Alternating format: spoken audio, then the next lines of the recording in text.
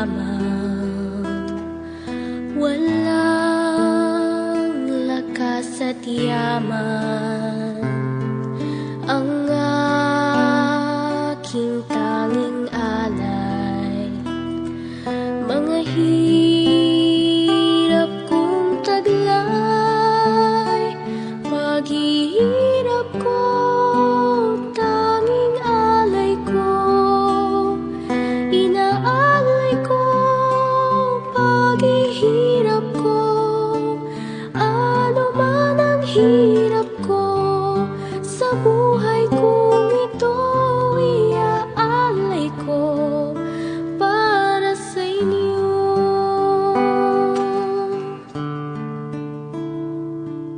May rason ang bawat bagay